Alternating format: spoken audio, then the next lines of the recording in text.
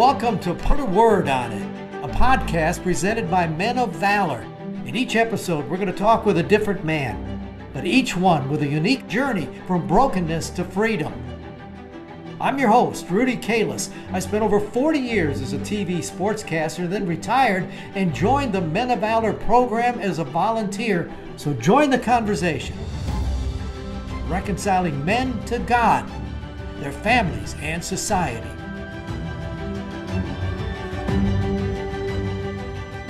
Welcome to another edition of Put a Word on It, brought to you by the Southwestern Investment Group. Great folks, thank you for their support. Katanga Taylor, beautiful name. It's the only lady here who works directly with the men here at Men of Valor. They don't call her Katanga, they call her KT. But she is tough as a strap, yet kind and gentle in her heart. It's a fascinating mix and a lady that these men will listen to. She's got a beautiful story. I want you to meet her. KT, I couldn't wait to meet you. It's so neat. You're the only woman on staff. Why do we need a woman on this staff with all men in prison? Well, you need both sides. You need the male perspective. You need a female perspective. A lot of our men were raised by women, and a lot of them respect women's and the roles that we play in their lives. So they do listen. They do appreciate. That's an interesting point, because it seems to me I get a mix. I get guys who had spent their lives just using women or being abusive with them, and then others who just say, Mama raised me or Grandma raised me. So they're conflicted, aren't they? Yeah, it's funny you say that, because a lot of times some of the men that have been those that abuse women or took advantage of women, a lot of times those are the ones that ironically become closest to.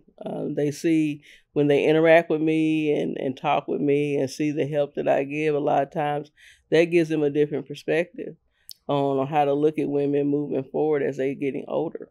That's so good. I want to get into that, but I want to get to know you a little bit. Now, are you amazed that you've been involved in this correctional work for all these years? Like I always tell people, no one ever grows up and say, I want to be in corrections. You just kind of end up in corrections. Well, take me back. You grew up, you said, in Indianapolis?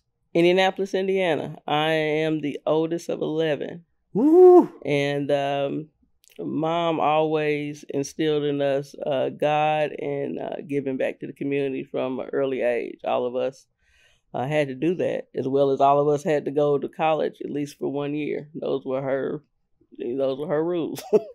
You talk about Mom. Did you have a father in the with you as well? Or did have a father with me as well. I have a stepfather. I have an actual father. Didn't meet my real father. I always say this: I didn't meet my real father until his funeral. So I met him at his funeral. You didn't physically meet him, but you were at his. I was at his funeral. What did you know about him? I knew that he was. I knew that he was in the military. I knew that he and my mom had married early on while they were going to college. I've spoken to him probably once or twice. We wrote a few letters here and there, but we never did meet, even as I had gotten older.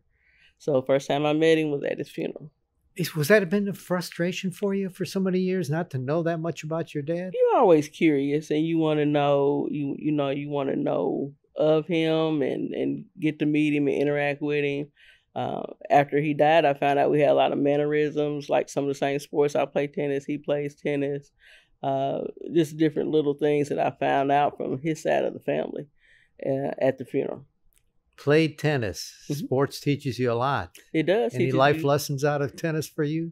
I was bus out to another school out in another district, and I wasn't from we didn't have a lot of money, so tennis for me was a different kind of sport from the neighborhood I grew up in. So I know one time I had told my mother that all the girls on the tennis team, they would all jump in their little fast cars and drive off, and I was waiting on the bus, and she didn't believe me. And she so happened to come pick me up one day, and she saw all the little girls get off in their fast cars and drive off. And she said, I'm sorry, I didn't believe you. And so sometimes growing up, not having the most money and not being of the best circumstances, it allowed, you to think a little bit differently and try to put things in life in its perspective and just keep moving on what you got. How'd that lead to a career in corrections? I don't know. I still don't really know how I end up there. I just end up there. I know when I came to Nashville, it was originally to work on my master's. Working on my master's, I started off wanting to teach school. And then after a couple of internships, I said, well, I don't know if I can work with the kids. And so went to criminal justice for a master's, did not complete my master's, got up to 30 credit hours, master hours, and did not complete my thesis because at that time I had started working for the prison and it moved up kind of quickly, and it just didn't allow for a lot of time to complete that. All right. Did you enjoy it? Some people work just to work, but for you to have stayed in it so long, did you find it fulfilling? It was fulfilling at different times. A lot of times, because I moved up quickly, and I was a records manager, I was a classification coordinator, I was a compliance manager, I was a reentry coordinator, I was an ethics liaison. I taught classes, and so I did different things with staff as well as some of the offenders. So I guess you could say a lot of ways it became fulfilling, but that wasn't the initial intent. Initially, it was to try to work in the field that I was, trying to see if I would like it. And just because I moved up so much and gained a lot of confidence of the company, it just kind of stuck a few years. You really learn from being around them that long. You realize, we've talked about it, that they're cons, they're convicts, they know how to play people. You don't play, from what I understand. No, sir, I don't play a lot, and they find that out quickly, but I do it in a way that still gives them their respect. It's all about how you approach a person. So staff as well as offenders would tell you my entire time in correction, I treat everyone with respect and everyone with kindness. And I think that's what helped get me through all the years in correction that I was in. I've often said that all my years in the work that I did in broadcasting just prepared me for this joy that I have now working with Men of Valor. Do you feel like everything you've done has now prepared you for this? Most definitely. I know, like I said, my mother started us off at, feeding people, providing toys for the homeless, just different things like that. My whole family, we come from a giving family. Everyone's careers now have led them up to some sort of giving. There's a couple coaches in my family. My sister's a nurse. I have a sister that teaches dance, and most recently, at the beginning of the pandemic, I have a sister that started a high school, a STEM high school in Indiana, and then after the pandemic, she was able to add 7th and 8th grade. So I believe for me, everything that I've done, everything that I've learned, every job that I have, I started working at 13. I worked for my grandfather, who was a janitor. So I started working for him. I've always had 2 or 3 jobs coming up just because, if I wanted things, I was going to have to purchase them. And I think working in the prison, working with the youth, working with men, working with women, learning different personalities, learning about people, it always, I think, leads you to a different place. When God places an opportunity in your life, it's because he's prepared you for it, whether you know it or not. And I think that's what led me to Men of Valor. What's the biggest need of the men here? What do you have to teach them, and what do you try to teach them? A lot of times just kindness and respect, and it goes a long way.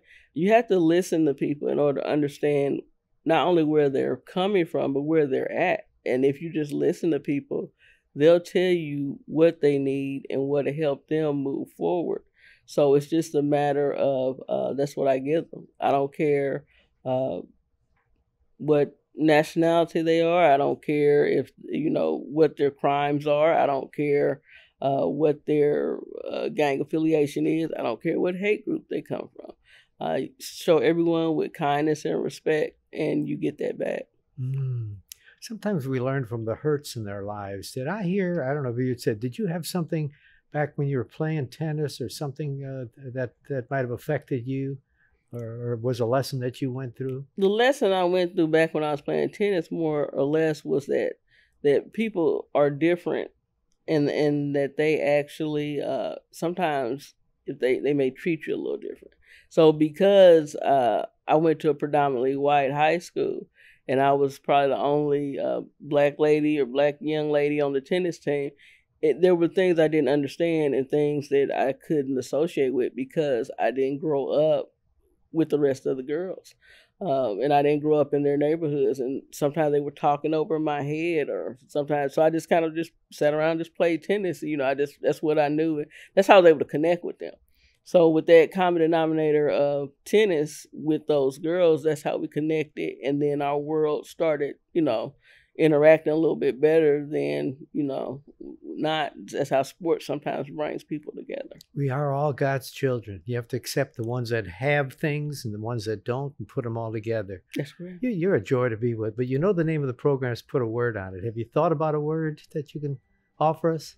Kindness. Always be able to show another person kindness, because you might not ever know if they've ever received kindness or when they received kindness. Kindness also could mean being tough, to be honest, to be straightforward. And that's a kindness too, isn't it? Yes, sir. Most definitely. Well, they need you here. I think you're a wonderful addition. You smile on your face, and I wouldn't want to cross you either. Oh, come on, Rudy. Thank you so much, KT. All right. Thank you. Hope you enjoyed that. I just love being around her. She's got this demeanor about her, this smile, this kindness that comes through, but I'll bet they listen to her.